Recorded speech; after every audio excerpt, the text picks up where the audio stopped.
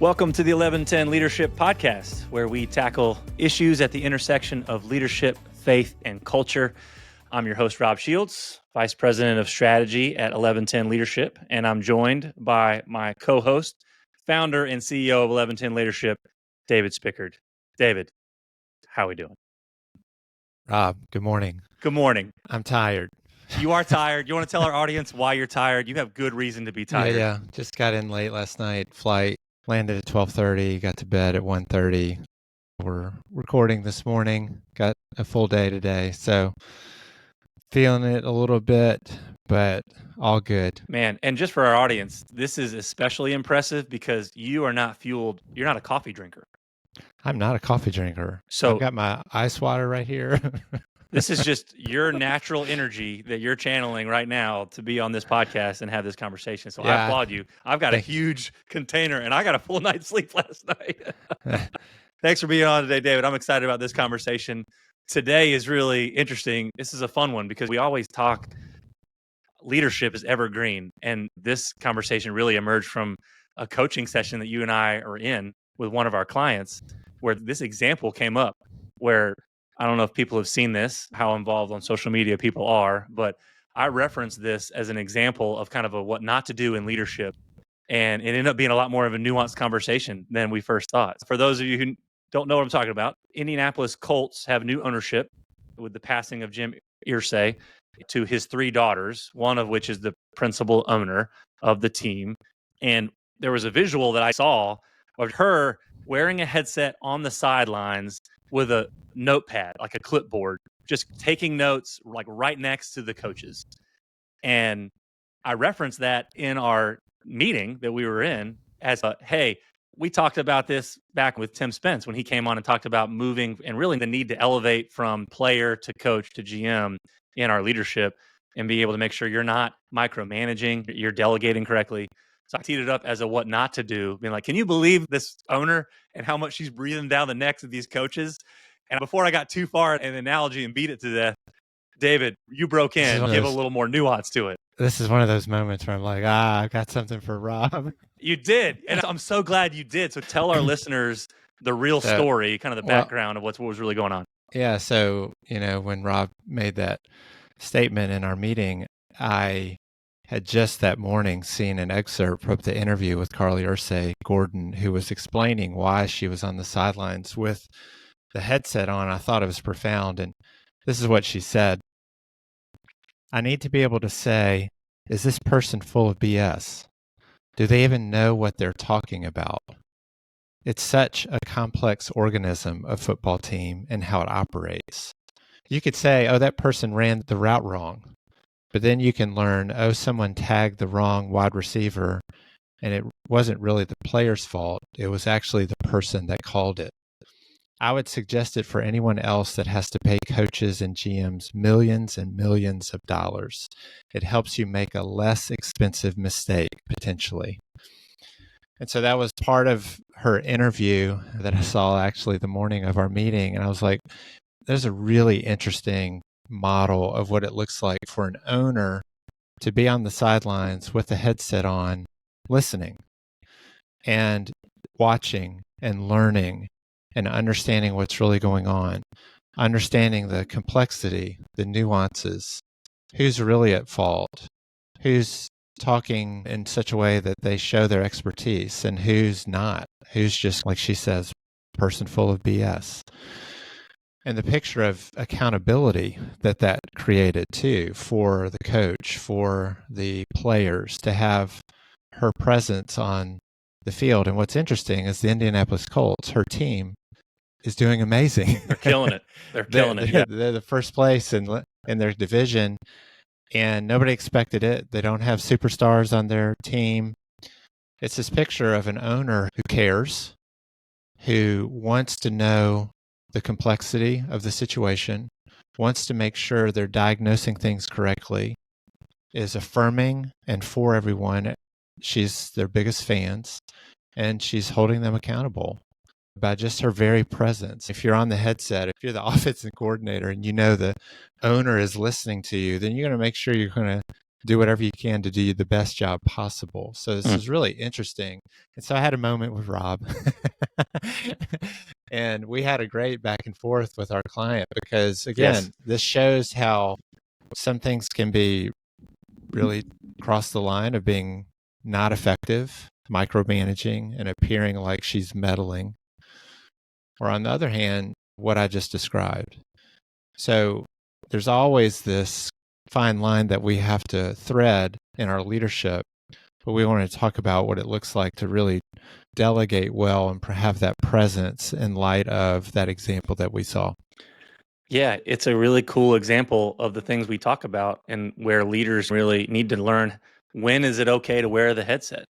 And I think our conversation with Tim Spence was a great example of a seasoned leader who's really learning to let go of the headset.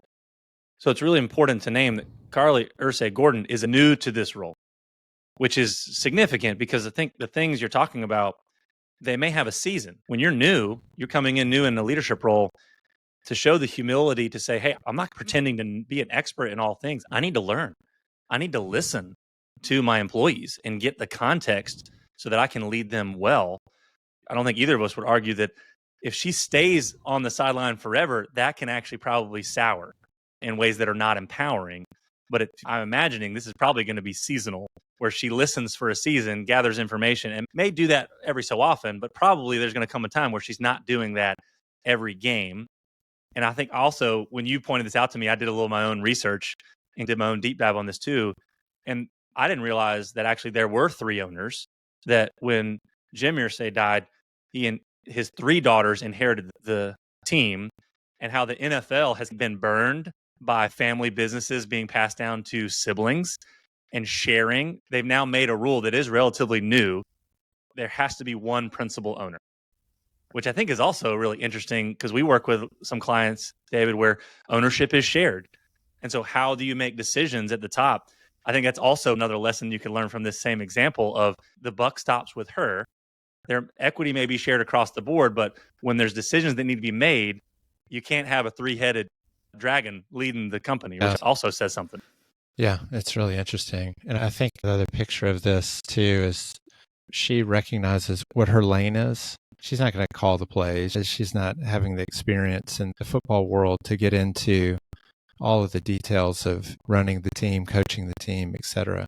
So it's also important for those leaders who, again, like you said, are new, but also may not have a certain level of expertise that their people have, and how they need to rely on their people to do their jobs well and to stay in their lane in light of that. So, David, we talk about this being a fine line. How do you know when to wear the headset and when not to? So if I'm a leader listening to this podcast, I know we've made a distinction between maybe new and seasoned when it comes to practice and importance of listening to your people, practicing that humility to gain the context so you can lead them well. But if you're talking to people, you think about the clients that we work with, what advice would you give to them? I know every context is specific and unique, but in general, are there principles where you would give advice around how to know when you need to lean more towards accountability or when you need to lead away and try to empower your people because you want to avoid micromanaging? Really good question. There's no formula, I would say. Every situation is different. We're going to make some assumptions here as we don't know the whole situation. But I'm going to make an assumption that she didn't just show up wearing the headset unannounced, that there was some conversation that happened and some level of trust that she has built outside of being on the sideline that enables her to be able to do that in a way that people are going to receive it and understand the full intent, that intentions are communicated, that it's part of a larger strategy and or a plan. And for that situation, it was something that she felt was needed in order for her to do her job well. And again, when leaders need to be at a place where they want to build that trust, and I think this therefore is a trust move for her. Yeah, a trust building move. Yeah, a trust building move. Because if that context wasn't created and people just saw her doing that and the players saw it and now they feel like every move they're being watched versus They have an owner who wants to know them. And make sure they make wise decisions to equip them for success. Exactly. To have that as the outcome, then I'm all in. I'm going to play harder. I'm going to do whatever I can for my owner. So that context needs to happen if that's the decision, proverbially wear your headset so that you can be in a situation where you're learning without, again, micromanaging, getting into the weeds. Then that's extremely important. And I agree. I think it's for a season, and every season is different, and that it's got to be a part of a broader strategy of what it looks like to empower and build your team. Yeah, and it was interesting. The more I learned from the articles that are being written about this example of how many sports talking heads talk about how much the culture of a sports organization starts with ownership. Like it all permeates from the owner sets the tone. Doesn't matter how good the coach is and how good the players are, if the owner that's creating a toxic culture. So what you're saying really can permeate an entire organization because the leader sets the tone. And so I think that's really powerful. Switching gears then, David, I think when we think about more seasoned leaders, so people who have been there a while, and let's assume that they have done this well. They've listened to their people. They've gained the context they need to be able to make decisions. There is a way in which you keep the headset on too long. Let's go there because I think that's also really important on the other side of this coin of why we see a lot of leaders in our work that have a hard time letting go as their organization evolves and grows because their job needs to change. Absolutely. When you wear it too long, you end up doing the job that you've hired your people to do, basically, because at the end of the day, it gets to the point where you should be able to let them do their work without having to always be watched. Certainly, you would put in elements of accountability, checks and balances to make sure that things are being done as you want them to be done. But when people see you continue to do that, then trust starts to erode. It has the opposite effect. And so all of a sudden it becomes micromanaging. It becomes, I have to watch what you're doing because I don't trust the way you're spending your time. I don't trust the decisions that you're making. And I have not put in the checks and balances in place that allow me to step back, but know that things are going to be taken care of, even though I'm not watching all the time. Again, when is that line? I don't know. It takes people to have emotional intelligence to know when that line is, or to have good open communication with their people. And this is a chance too when leaders who are lower level can lead up, can say, look, it's time for you to take the headset off. Yeah, absolutely. We've been there, done that. I need to do my job. Here's the way I will report to you. Let's set up the checks and balances. You can trust me. It takes some courage from those who need to lead up in those situations to engage with the people who are over them, to keep them from having that kind of engagement. That's hard to do. But that also builds trust. When that conversation is well received, David, you and I have had that conversation around 1110's work as our work has deepened and widened and grown, where there naturally your role of there's some things now that you need to take the headset off. And when we had those conversations, it was trust building for us when I was able to share that and say, David, I don't think you should be doing that anymore. And then you responded and said, yeah, you're right. Let's figure out another solution. It was trust building. And so that also is a great example to strengthen your culture. When you say that hard thing, a leader responds well and listens well to their people and reacts accordingly. Yeah, for sure. Harvard Business Review identifies 4 primary challenges that really stand in the way of a leader delegating well to their people. 1, the dopamine hit of personal productivity. 2, employees' requests for help. 3, the boss's or client's expectations. And then 4, a limited definition of work. So, David, as you hear those 4, I'd be fascinated. What hits for you? Is there one that stands out more than the other? What's your reaction to that list in your work with our clients? Yeah, they're spot on. It's like 100% for all 4 of them. Do you have a pie that has 400%? Yeah, we can do that. We can make this fictional pie. Yeah. Yeah. So, the dopamine hit of personal productivity. Think about that as you're listening. All of us love that. Most of us like the dopamine hit of personal productivity. having the things on your list that you get to check off. And when you go home at the end of the day, you feel so good because you got so much on your list that was taken care of. Versus when you go home and you look, oh gosh, I didn't get anything done. And you feel overwhelmed, or you feel like it was a wasted day. It was a wasted day. We find that leaders, everyone, struggle with this. And honestly, it's an issue of our identity. Do we feel valuable? Or do we feel like we're making progress and we measure progress in a certain way? Our busyness. When we feel busy, we feel valuable. Yeah. Or we feel like we're moving the ball down the field. And we may have moved the ball down the field 5 yards. But if we really understood what our role was, we could have had a day where we didn't check off anything and we moved the ball down the field 75 yards. And we don't even know it. Employees' requests for help, and client or boss's expectations. How do you respond to employees ask for help in such a way that you can help them discover the answer versus giving them the answer? Asking the right questions of them instead of just giving them direction. And then how do you set up expectations in such a way that A, empowers your people, and then also empowers your clients to go to your people? This is shout out to being a super communicator. Like this requires excellent communication, like saying things over and over until they stick. This isn't a one-off email. No. Yeah. And so honestly, these 4 things, and we'll get to a limited definition work in just a second, they're all about decentering ourselves as leaders. Really leading through our people and trusting them and understanding that's our job. Yeah. And I think that 4th one may need a little bit of explaining. A limited definition of work is really seeing that busyness isn't the same thing as doing the right things that we should be doing. Just filling our schedule so that we feel good about that day doesn't mean we focused on the right things or had the right priorities on the things that we're uniquely gifted as leaders to do, to move that ball 75 yards like you talked about. And so that article has interesting terms it put out there that I think really resonate, is this shift from activity-based work to context setting. And that's honestly, activity-based work is, oh, my calendar's full, but it might be filled with things that I shouldn't really be doing. I'm still wearing the headset, getting the dopamine hit, right? Still in the center of the story where everyone's coming through me. And it's really actually slowing us down as an organization.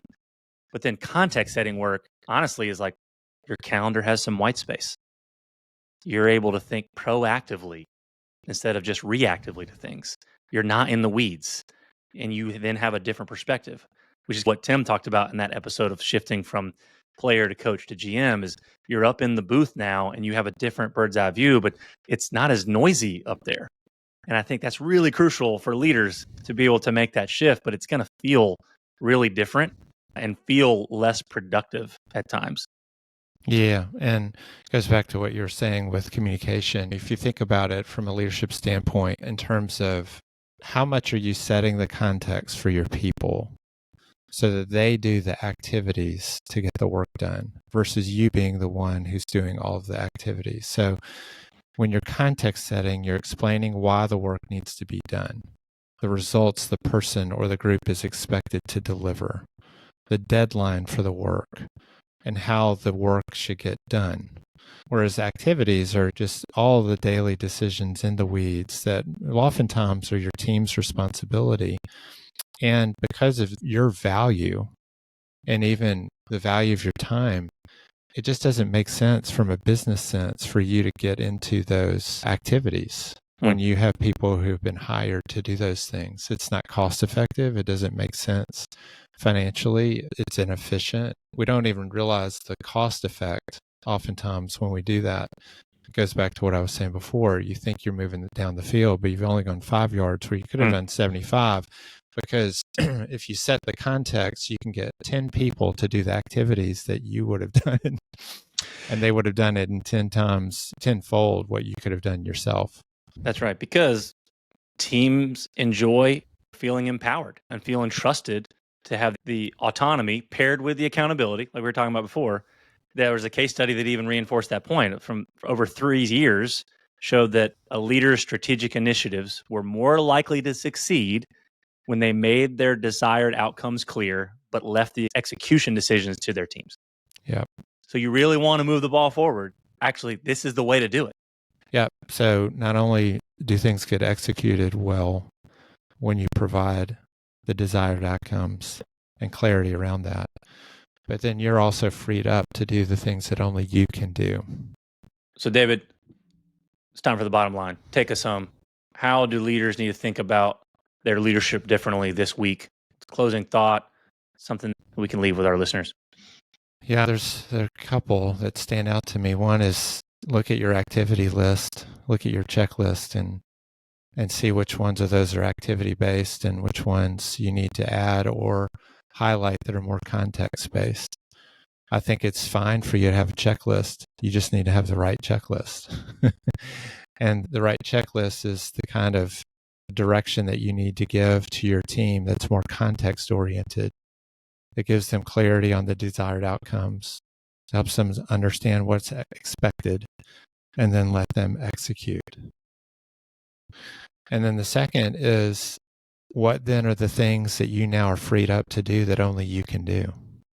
And I think about this, leaders, particularly those who are sitting in the seat, CEOs, you have to be freed up to build the strategic relationships that only you can build, to close the sales that only you can close, to think broadly about the direction of the company over the next 1, 5, 10 years.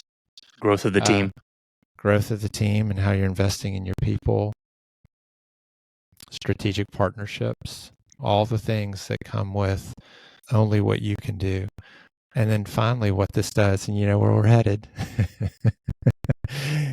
margin, rest, taking care of yourself, making sure you're healthy, making sure you're sleeping, making sure you have time at home with your family as you need to, understanding the breaks that you need so that you can be sustainable over the long haul.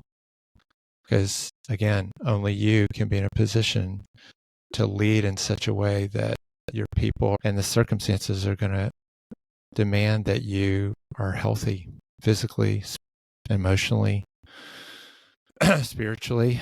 And so doing this then creates the space for you to make sure that happens. It's great. I think that's given our listeners a lot to think about, and we'll continue to be an avid watcher of the rest of the Colts season, see how it shapes up.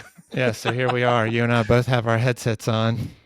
That's right, we do. And we're about to take them off. So Good conversation. Thanks, David. Thanks, Rob. To learn more about 1110 Leadership, visit our website at 1110leadership.com.